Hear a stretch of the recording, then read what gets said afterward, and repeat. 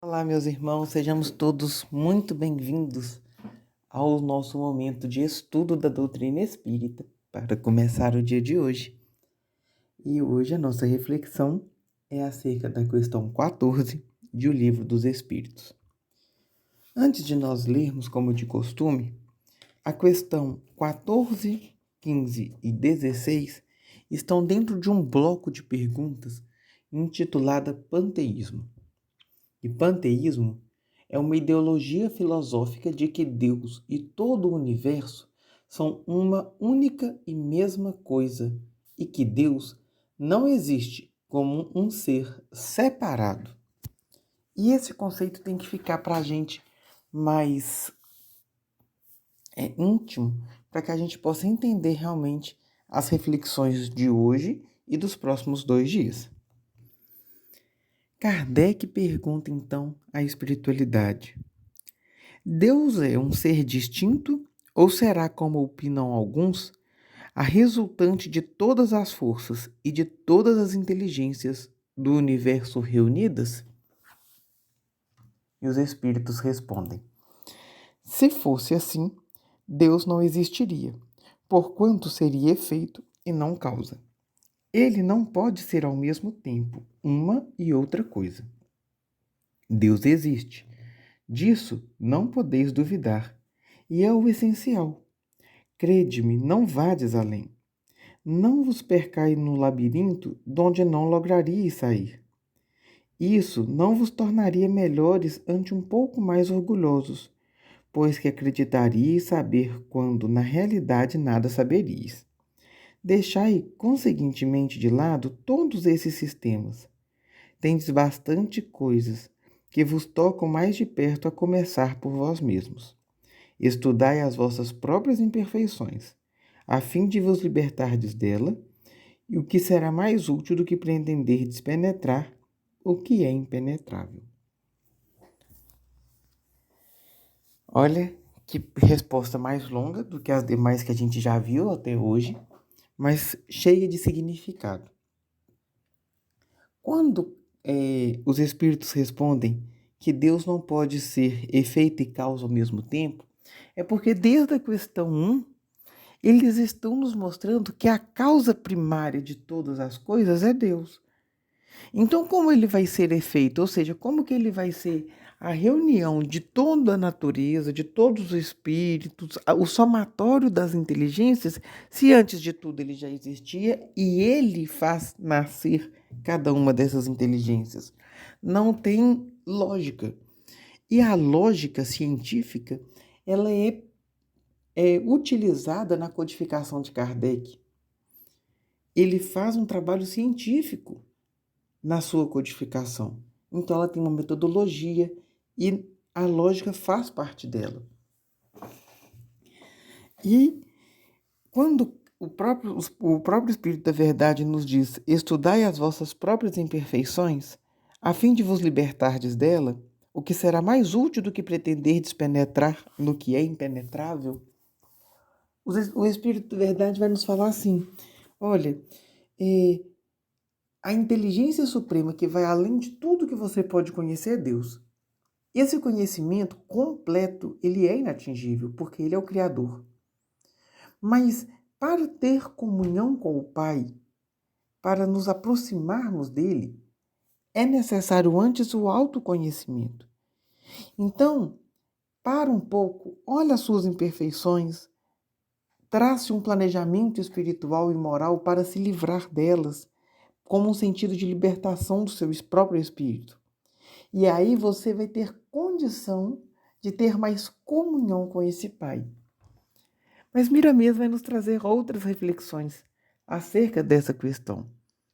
Ele vai dizer assim que Deus é uma unidade dinâmica, no seu caráter criativo e fecundo, mas único na sua majestosa intimidade de valores incomparáveis. Essa unicidade de Deus, ela também é inquestionável. Tanto é que ontem a gente falava de um dos atributos que é essa unicidade. Mas o que significa que não há mais de um Deus. Porém, ele é uma unidade dinâmica.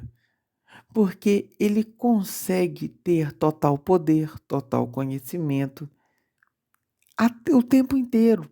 Ele movimenta, ele trabalha em favor da sua criatura.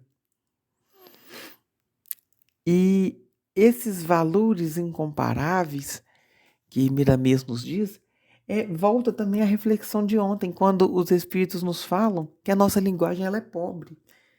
Não tem como a gente falar de algo tão superior com uma linguagem tão simples como a nossa. E aí Miramês continua dizendo que em todos os momentos que voltamos a pensar em Deus, os nossos sentidos passam a vê-lo na sua unidade total, único na sua posição de benfeitor universal. Dividi-lo é contrariar a nossa consciência e sentir insegurança sobre a verdadeira paternidade. Quando nós pensamos em Deus, logo já vem essa consciência em nós desse ser supremo que a tudo vê, tudo governa, tudo cria, que tudo está sob seu governo, que tudo está amparado pelo seu amor. Ele é o benfeitor universal, porque tudo está sob o seu comando, de acordo com as suas leis. Não se confunda Criador e criatura, mas o Criador trabalha em benefício da criatura como benfeitor universal, movido pelo amor. Dividir esse Deus, retirar o sentido de unicidade dele, adotar o panteísmo como uma verdade, vai contra a própria consciência dessa unicidade de Deus, vai contra a lógica.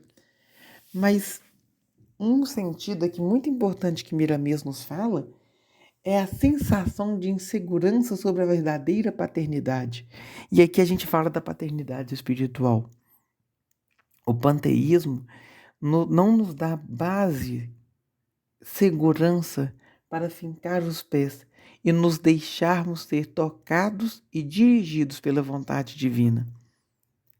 Porque esse Pai amoroso e bondoso, ele passa a ser o somatório de tudo, inclusive das criaturas humanas.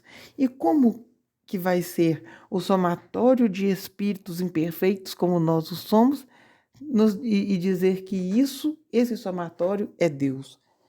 Então, em Deus vai ser encontrado a ignorância? Porque muitos de nós vivemos em estado de ignorância. Em Deus nós vamos encontrar sentimentos menos nobres, como inveja, como avareza, porque dentro de nós ainda existe inveja e avareza. Como que vai ser? Olha que sensação de insegurança. Mas a unicidade da perfeição de Deus nos traz segurança. E nós temos condições de pedir esse colo carinhoso dele que nos comporta, que nos faz crescer e que nos dá base de segurança para darmos passos mais firmes em direção ao nosso progresso. E ele ainda diz assim que não nos preocupemos quando os homens pretendem adorar outros deuses ou muitos deuses, como no passado. A verdade não se inquieta, ela se impõe porque é a verdade. No repassar dos tempos, somente ela ficará de pé, diante de todas as deduções humanas. Isso para a gente é um chamamento de atenção. Se nós convivemos com pessoas que têm outro tipo de intimidade com Deus, reconhece como verdade aquilo que o Espiritismo, as verdades espirituais, já colocaram por terra, não te dá o direito de tentar convencer todas as pessoas naquele proselitismo. Aliás, te dá o direito de respeitá-la. Porque a verdade espiritual, ela é concedida às pessoas, à humanidade, à medida de que elas precisam dela, como alavanca de progresso. E isso a gente vê na história da humanidade. Moisés utilizava de um Deus punitivo, de um Deus rigoroso. Jesus traz um Deus de amor e o Espiritismo traz um Deus de consolo. À medida que vamos progredindo, as verdades espirituais se estabelecem. Aquilo que era mentira cai por terra. O verdadeiro, que é o sentido espiritual, permanece. Tanto é que das leis mosaicas permanece os 10 mandamentos e caem por terra todas as leis civis. É isso que nos esclarece, por exemplo, o capítulo 1, item 1 e 2 de O Evangelho segundo o Espiritismo. Porque a verdade, ela se estabelece porque ela se impõe. As verdades espirituais acompanham o progresso do espírito. Então, não tentemos ficar convencendo as pessoas, porque cada pessoa está na condição que tem, sendo o melhor que consegue. E isso é importante de colocar na nossa cabeça. Nunca foi vontade de Kardec o proselitismo ficar convencendo os outros de que o espiritismo é a única verdade. Não foi e não tem que ser a nossa. As pessoas, quando buscam uma fraternidade, ela busca acolhimento. A maior parte de nós não chegou a primeira vez numa fraternidade na zona de conforto. Chegamos pela dor. Fomos acolhidos, tratados, amparados, esclarecidos, mas sem essa ideia. E se nós permanecemos ou ficamos, foi por decisão própria e não por imposição ou convencimento de alguém. E isso tem que ficar claro para a gente. Essa nossa questão de trabalhar essa unicidade de Deus em nós, trabalhar essa confiança de Deus em nós, trabalhar os atributos de Deus em nós, mas deixar com que cada um tenha sua parcela de responsabilidade sobre a própria vida. E deixar que o outro também caminhe. E Miramês ainda nos fala que quando o espírito encontra a si mesmo, passa a sentir Deus com mais intensidade, por ser essa a senda, a porta de partida para novos conhecimentos sobre a divindade. Uma característica de Miramês que se repete em quase todas as mensagens que nós já vimos é esse convite para o olhar interior, para conhecer a si mesmo.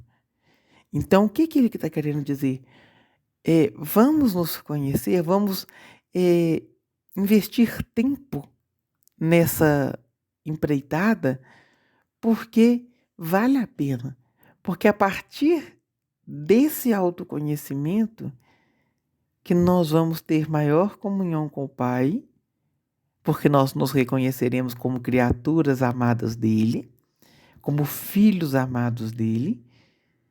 Essa comunhão entre nós e o Pai cresce em intensidade e aí eu consigo me abrir para novos conhecimentos sobre a divindade. Vocês lembram que ontem, quando o Espírito da Verdade responde a Kardec falando que a nossa linguagem era muito restrita, mas que a partir quando o Espírito vai progredindo, maiores conhecimentos sobre Deus nós podemos ter? Agora, Miramês vai nos dizer assim, que a porta para esse tipo de conhecimento é o autoconhecimento. É reconhecer a Deus lá dentro e reconhecer que esses atributos, as sementes desses atributos já estão lá dentro. Agora falta nós trabalharmos para que ele venha a se tornar latente. E aí ele ainda continua dizendo que se Deus é unidade, é de nosso dever criar a unidade no bem, do amor, da caridade em nós, para que possamos refletir a divindade em todos os nossos passos. Então, essa unidade de Deus é perfeita. Então, nós devemos também criar essa unidade na parte que nos cabe em nós mesmos, trabalhando bem o amor, a caridade, as virtudes em nós, para que possamos também trabalhá-la, trazer com que ela se enraize em nossos corações, fazer com que ela se manifeste em nossas ações. Porque quando ela passa a se manifestar, é porque ela já está dentro de nós. E quando ela se manifesta, nós não refletimos a nós mesmos, mas refletimos a divindade que tem dentro de nós. Refletimos esse Deus que deixa sua centelha de amor em nós. E isso é muito bonito. E para terminar, o próprio Miramês, dentro do texto dele, nos faz um convite. E é esse convite que eu quero deixar para cada um de nós. Começa, meu irmão, a estudar as tuas próprias reações, a analisar teus próprios feitos, a corrigir os teus próprios deslizes, no silêncio que é o próprio ao iniciante da verdade, que conhecerás outras dimensões do saber. Então queremos conhecer a Deus? Queremos subir de dimensão? Tem um passo a passo. Vamos estudar as nossas reações, porque nós reagimos às ações ou às situações externas. Como são as nossas reações? Nós somos animalizados, instintivos, ou já conseguimos domar as nossas más tendências, conseguimos perceber as nossas reações, conseguimos raciocinar antes delas, das melhores às menos dignas. Então vamos nos colocar sobre análise. Nós somos seres que reagimos, mas também somos seres que agimos. Então nós temos que analisar os nossos feitos, uma vez que também os nossos feitos darão abertura à reação do outro. E aí nós temos responsabilidade sobre a ação do outro também.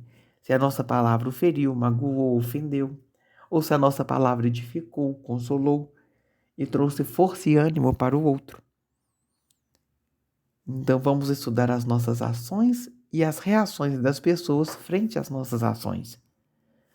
Corrigir os próprios deslizes é não deixar para amanhã a corrigenda dos vícios comportamentais, morais que nós temos, mas o façamos no agora, porque o vício nenhum se rompe de um dia para o outro. É preciso iniciar. Mas se eu não conhecê-los, como que eu vou iniciar o seu tratamento? Nós temos então que começar identificando-os e todos os dias perseverando na corrigenda de nós mesmos, na educação de nossa alma. Isso tudo se faz no silêncio interior. Claro que temos e podemos procurar ajuda profissional de um psicólogo, de um médico, de um terapeuta. Podemos recorrer ao atributo da amizade que nos faz tão bem. Mas essa dimensão interior, ela é essencial, pessoal. E aí, conhecendo a nós mesmos, as dimensões dos saberes de vida coletiva e do Pai, que nos ama infinitamente, se abrirá com muito mais segurança para trilhar o caminho da perfeição. Meus irmãos, tenhamos todos nós um bom dia. Que Jesus nos abençoe.